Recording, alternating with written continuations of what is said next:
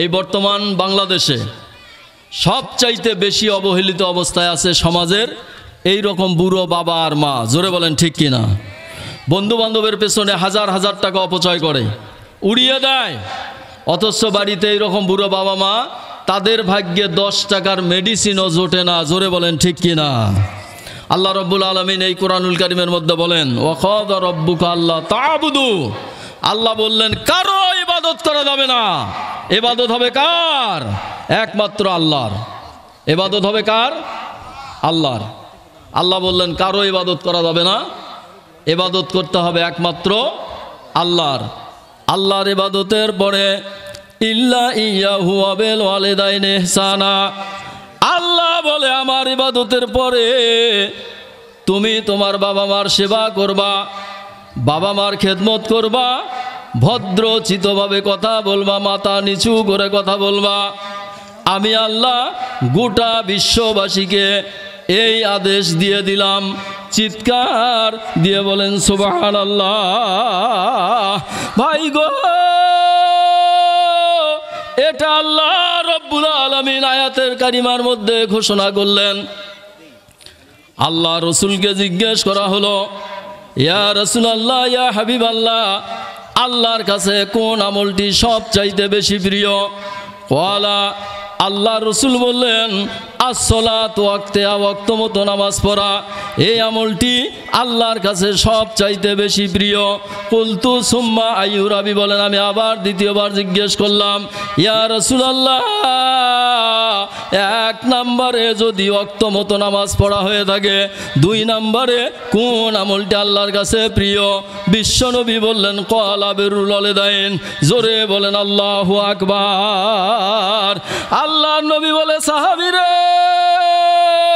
2 নম্বরে পিতা মাতার সেবা করো, পিতা মাতার খেদমত করো, তাদের সঙ্গে ভদ্রচিতভাবে কথা বলো, মাথা নিচু করে কথা বলো। এমন কোনো কথা বলবা না যেই কথা বলার কারণে বাবা মার অন্তরে আঘাত লেগে যায়। ভাইরা আমার, আল্লাহ রব্বুল আলামিন আয়াতে কারিমার মধ্যে জানা দিলেন আমার ইবাদতের পরে তুমি তোমার বাবা মার ইবাদত করবা, খেদমত করবা, ভদ্রচিতভাবে কথা বলবা। বিশ্ব নবী বললেন আল্লাহর কাছে সব চাইতে প্রিয় আমল হলো ওয়াক্ত মতো নামাজ পড়া। কুলতু সুম্মা আইয়ু, দ্বিতীয়বার জিজ্ঞেস করলেন। আল্লাহর নবী বললেন সাহাবীরা রে, দ্বিতীয়বার হলো বিরুল ওয়ালিদাইন, পিতামাতার খেদমত করো, পিতামাতার সঙ্গে ভদ্রচিতভাবে কথা বলো। আমি নবী তোমাদেরকে গোটা বিশ্ববাসীকে নির্দেশ দিয়ে দিলাম। চিৎকার দিয়ে বলেন সুবহানাল্লাহ। আমার ভাইয়েরা, আল্লাহ রসুলের দরবারে একজন সাহাবী আসলেন। আসার পরে বললেন ইয়া রাসূলুল্লাহ, আমি হজ করতে চাই। আল্লাহ নবী বললেন সাহাবীরে তোমার কি বাবা মা বেঁচে আছে?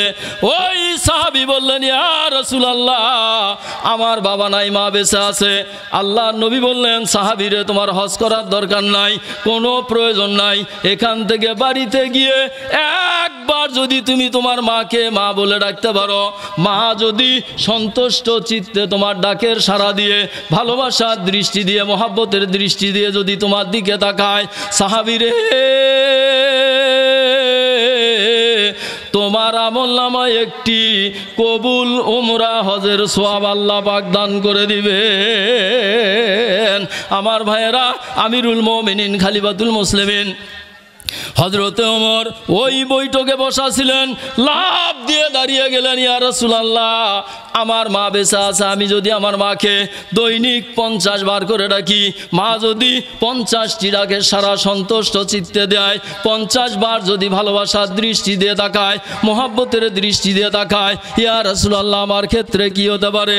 আল্লাহ নবী বললেন ওমর রে, তোমার আমলনামায় দৈনিক 50টি করে কবুল উমরা হজের সওয়াব দান করা হবে। আমার ভাইয়েরা, বাবা মা এমন জিনিস, পৃথিবীর মধ্যে শ্রেষ্ঠ নিয়ামত হলো বাবা মা। বন্ধু বান্ধব ভালোবাসে কিছু খাওয়ার জন্য, ছেলে মেয়ে ভালোবাসে সম্পদের জন্য, স্ত্রী ভালোবাসে সুখ শান্তির জন্য, শ্বশুর শাশুড়ি ভালোবাসে মেয়ের সুখ শান্তির জন্য। এক একটা বিনা চাওয়া এবং পাওয়ার ভালোবাসা, সেটা হলো আপনার আমার জনম দুঃখী বাবার মা। আমার ভাইয়েরা, সন্তান বাবাকে ভাত দেয় না, বাবাকে দেখতে পারে না, মাকে দেখতে পারে না। গ্রামবাসীরা যদি বলে চাচা তোমার এই ছেলে তোমার কথা শোনে না, তোমাকে দেখতে পারে না, তোমার স্ত্রীকে দেখতে পারে না, চাচা আমরা গ্রামবাসী তোমার এই ছেলেকে কিছু শাসন করতে চাই, মারধর করতে চাই, সর্বপ্রথম বাবা মা বলবে আমার ছেলে ভাত দেয় না, কাপড় দেয় না, তাতে কোনো দুঃখ নাই, খবরদার আমার ছেলেকে মারা যাবে না। মায়ের দোয়া লও হে মুমিন, মায়ের দোয়া লও, মায়ের দোয়া লও হে মুমিন, মায়ের দোয়া লও। বিপদে পড়বে না তুমি যেতায় যখন যাও, বিপদে পড়বে না তুমি যেতায় যখন যাও। মায়ের দোয়া লও হে মুমিন, মায়ের দোয়া লও, মায়ের দোয়া লও হে মুমিন, মায়ের দোয়া লও। জোরে বলেন আল্লাহু আকবার। একটি গিলাস পানির ফলে মা দুহাত তুলে দোয়া করে, আল্লাহ আমার বায়োজিৎকে ওলি বানাও, আল্লাহ আমার বায়োজিৎকে ওলি বানাও। মায়ের দোয়া লও হে মুমিন, মায়ের দোয়া লও, মায়ের দোয়া লও হে মুমিন, মায়ের দোয়া লও। জোরে বলেন আল্লাহু আকবার। আমার ভাইয়েরা, সমস্ত পৃথিবীর মানুষের ভালোবাসা এক পাল্লায় যদি দেন, আর আপনি যদি বাবা মার ভালোবাসা এক পাল্লায় উঠিয়ে দেন, দেখা যাবে বাবা মার ভালোবাসার পাল্লা অনেক অনেক গুণে বেশি ভার। ভাইয়েরা আমার, আল্লাহ রসুল সাল্লাল্লাহু আলাইহি সাল্লাম সফরে ছিলেন, হাদিয়া স্বরূপ কিছু গোস্ত আসলো, বিশ্বনবী ওই গোস্তগুলি বন্টন করতেছিলেন। এমন সময় আল্লাহ নবীর দরবারে একজন মহিলার আগমন ঘটলো। আল্লাহ নবী ওই মহিলাকে দেখার সঙ্গে সঙ্গে দাঁড়িয়ে গেলেন, চিৎকার দিয়ে বলেন সুবহানাল্লাহ। ভাইরা আমার, সাহাবীরা বলে আমরা সমস্ত সাহাবায়ে কেরামরা আশ্চর্য হয়ে গেলাম, কে এই মহিলা যাকে দেখে আল্লাহ নবী বর যখন মহিলা আল্লাহ নবীর দরবার ছেড়ে চলে গেলেন। এই সাহাবী বলেন আমি আবারও জিজ্ঞেস করলাম, ইয়া রাসূলুল্লাহ কে এই মহিলা? বিশ্ব নবী কোনো কথা বলে না। যখন চোখের আড়াল হয়ে গেলেন, আল্লাহ নবী বললেন, সাহাবীরা তোমরা চেনো না, এটা হলো আমার দুধ মাতা হালিমাতুস সাদিয়া। সাহাবীরে গোটা বিশ্ববাসীকে জানায়া দাও, আমি নবী দুধ মাতাকে মাতার পাগড়ির ওপরে বসায়া সম্মানের উচ্চ আসনে অধিষ্ঠিত করেছি। খবরদার তোমরা কেউ কোনোদিন পিতা মাতার মনে আঘাত দিবা না।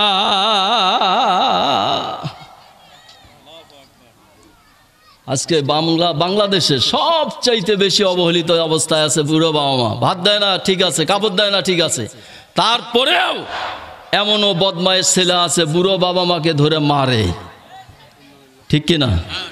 আছে না? আছে।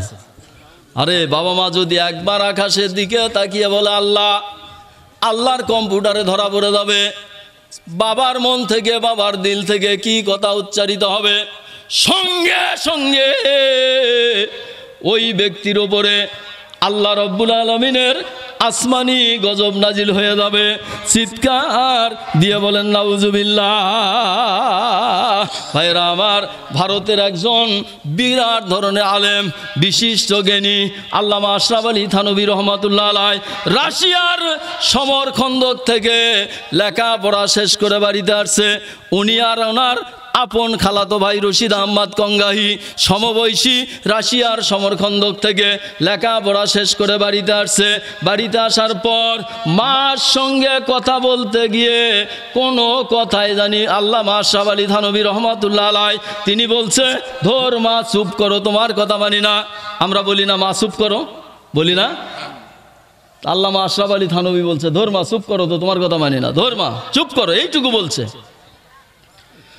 মা বলে, রে আশরাফ, তুই যেমন মাকে ধমক দিলি, আল্লাহ পাক যেন তোকে কোনোদিন একটাও ছেলে মেয়ে না দেয়। 2 নাম্বার, যে এলেমের গৌরব তুই আমাকে দেখালি, আল্লাহ পাক যেন এলেমের দরজা বন্ধ করে দেয়। আমার ভাইয়েরা, মা অভিযোগ করেছে এলেমের দরজা বন্ধ হয়ে গেছে। এত বড় মাফের আলেম জুমার নামাজ পড়াতে গেছে। এই গর্ভতেপুর যদি মদিনা ভার্সিটির থেকে একটা ছেলে আলেম হয়ে আসে, গ্রামবাসী বলবি বাবা তুমি একটু জুমার খুতবা দাও, বলবে না? বলবে না? বলবে। তো এই আল্লামা আশরাফ আলী থানভী রাশিয়ার সমরখন্দক থেকে লেখাপড়া শেষ করে বাড়িতে আসছে। গ্রামবাসী বলে বাবা খুতবা দাও। খুতবা বলছে আমি খুতবা দিতে পারবো না, তাহলে নামাজ পড়াও। নামাজের গ্রামবাসীর কথায় নামাজে দাঁড়িয়ে গেছে ইমামতিতে। নিয়াত বাঁধার পরে সূরায়ে ফাতিহা মুখে আসে না। অভিযোগ করছে কে? কয় ঘন্টা মার সঙ্গে কথা বলে মসজিদে গেছে।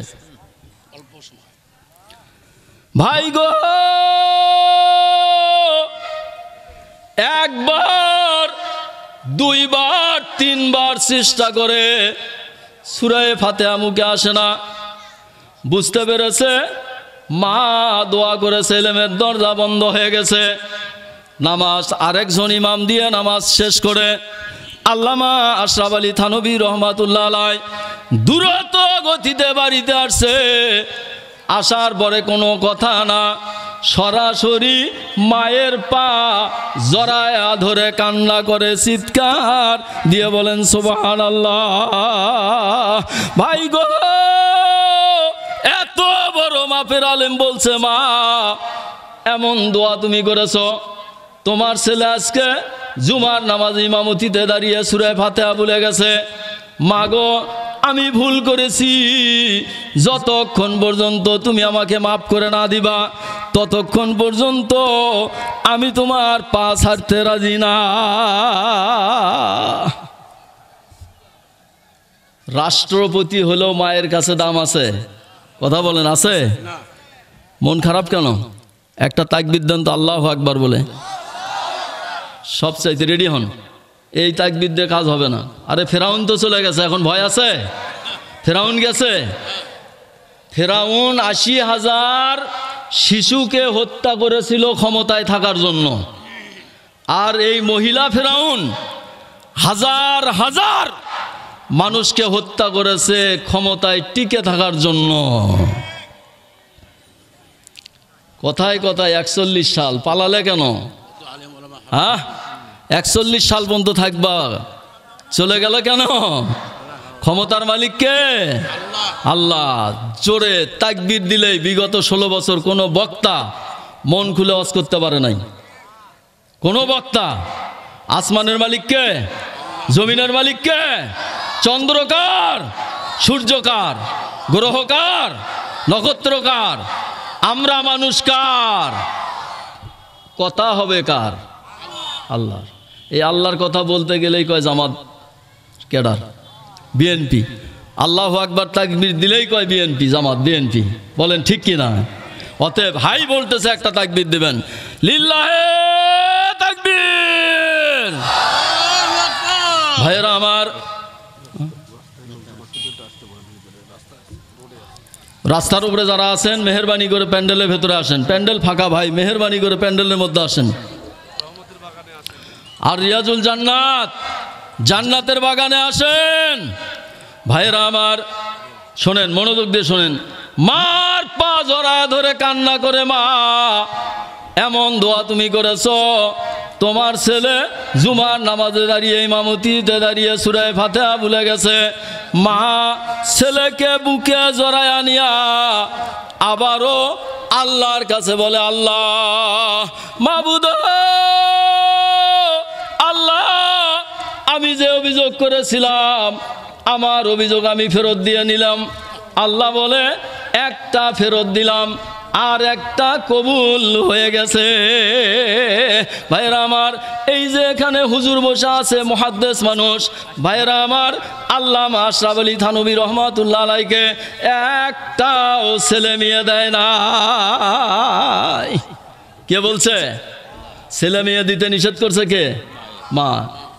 আর এলেমের দরজা সাথে সাথে বন্ধ হয়ে গেছে। কার দোয়া? মায়ের বদদোয়া। আল্লাহ শোনে না? একবার যদি মা আকাশের দিকে তাকায় বলে আল্লাহ, আল্লাহর কম্পিউটারে ধরা পড়ে যাবে, আর কিছু বলার দরকার নাই, সঙ্গে সঙ্গে ওই মানুষটার ওপরে আল্লাহর আসমানি গজব নাজিল হয়ে যাবে। চিৎকার দিয়ে বলেন নাউজুবিল্লাহ।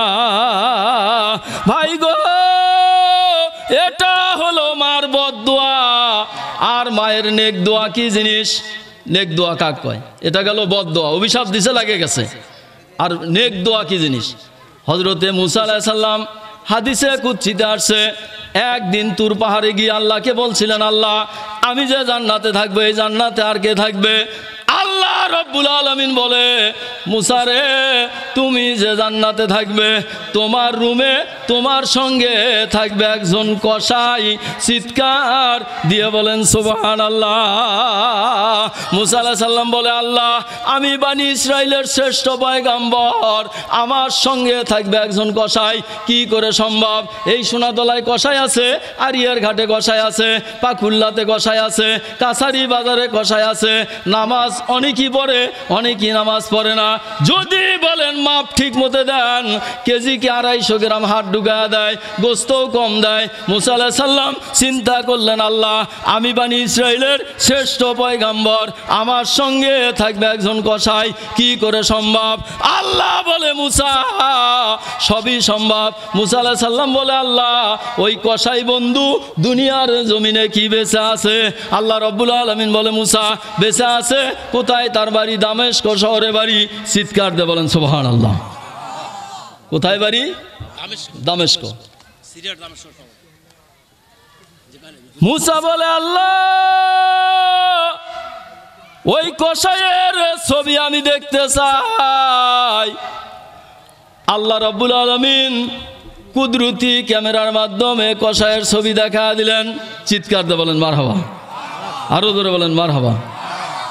মুসা আলাইহিস সালাম বড় জেদি মানুষ ছিলেন, খুব রাগান্বিত মানুষ ছিলেন। একদিন আল্লাহকে বলছিলেন, আল্লাহ, তুমি ঘুমাও কখন? চিন্তা করেন, হুজুর ঠিক না? আল্লাহকে বলছিল, আল্লাহ, তুমি ঘুমাও কখন? আল্লাহ বলছিল, মুসা, তোমাকে দুনিয়ার মানুষ ঠেটা বলে, কিন্তু আমি আল্লাহ, আমার সঙ্গে ঠেটামি করা তোমার শোভনীয় নয়।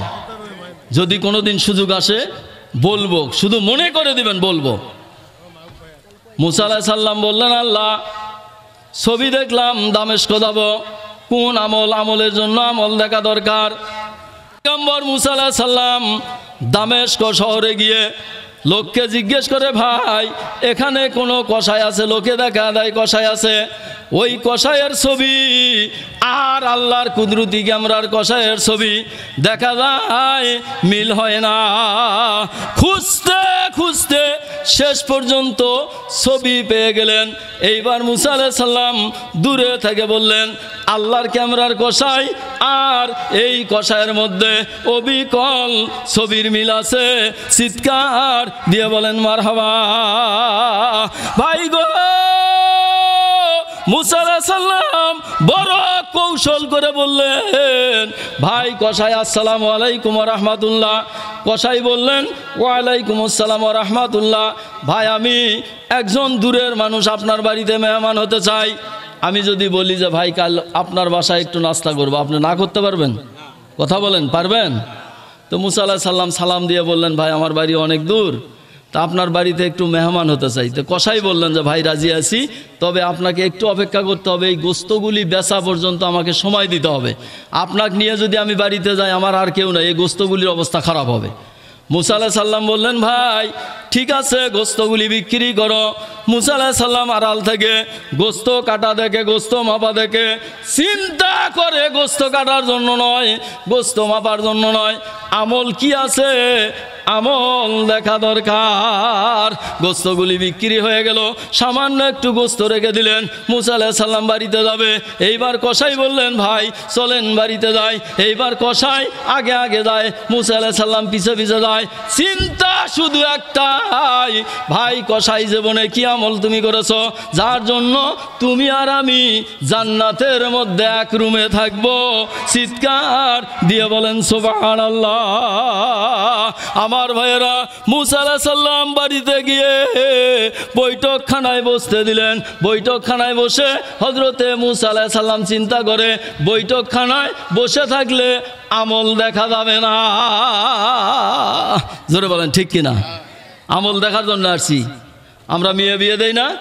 ধরেন এই গড় ফতেপুর যদি মেয়ে বিয়ে দেয়, ওই গড় চৈতন্য থেকে জিজ্ঞেস করে যে আব্দুর রহিমের ছেলেটা কেমন, জিজ্ঞেস করে তার বাড়িতে আসে, ঠিক কিনা? তো মুসা আলাইহিস সালাম চিন্তা করলেন যে বৈঠকখানায় বসে থাকলে তো আমল দেখা যাবে না। বৈঠকখানা থেকে উঠে পেছন সাইডে গেছে, যেখানে মা বোন রান্না করে। গিয়ে দেখে যে মুসা আলাইহিস সালাম ওই কসাই দেখে গোস্তগুলি পরিষ্কার করে নিচ্ছে, কসাই নিজে, আর কসাইয়ের বিবি মশলাগুলি রেডি করতেছে। চিৎকার দিয়ে বলেন সুবহানাল্লাহ। বিবির সঙ্গে সহযোগিতা করবেন, কাজ করবেন। আমরা তো নওয়াবজাদা নসরুল্লাহ খা, ভাত হতে দেরি হলেই মনে করেন হাউলা বেন্টি যেটা পাই সেটা নিয়ে বউ দাবরাই, ঠিক কি না? হ্যাঁ, তো মুসা আলাইহিস সালাম আড়াল থেকে দেখলেন গোস্ত রান্না হলো। গোস্তর পাতিলটা কষায় এইরকমভাবে ধরলেন, ধরার পরে ঘরের ভেতরে নিলেন। নেওয়ার পরে গোস্তগুলি পাখা দিয়ে বাতাস করলেন। যখন সহনীয় পর্যায়ে আসলো, আড়াল থেকে লুকোচুরি করে দেখে ওই কসাই গোস্তগুলি সর্বপ্রথমে ওনার মায়ের মুখে উঠায়া দেয়। ভাই গো, হাদিসে কুৎসিতে আসছে ওই মহিলার 750 বছর বয়স। চিৎকার দিয়ে বলেন সুবহানাল্লাহ। কত বছর? 750 বছর বয়স। শরীরের চামড়াগুলো হাড়ের সাথে লেগে গেছে। মুসা আলাইহিস সালাম একদিন রাস্তা দিয়ে যাচ্ছে, দেখে এইরকম একজন বয়স্ক মানুষ কান্না করতেছে। জিজ্ঞেস করছে, বাবা তুমি কান্নো কে? বলছে আমার আব্বা মারছে। চিন্তা করে এই এক বুড়ে, আর আবার বাপও বেঁচে আছে, কি জ্বালা। তো বলছে যে তোমার আব্বা কোথায়? কয় ঘরের মধ্যে। ঘরের মধ্যে যা সালাম দিয়ে বলছে যে চাচা রাস্তায় কান্না করে ওটা কে? কয় আমার ছেলে। কয় এই বুড়ো মানুষটাকে মারলেন কেন? করছে খুব বেদব। কি করছে? কয় ওর দাদার সাথে বেদবি করছে। চিৎকার দিয়ে বলেন সুবহানাল্লাহ।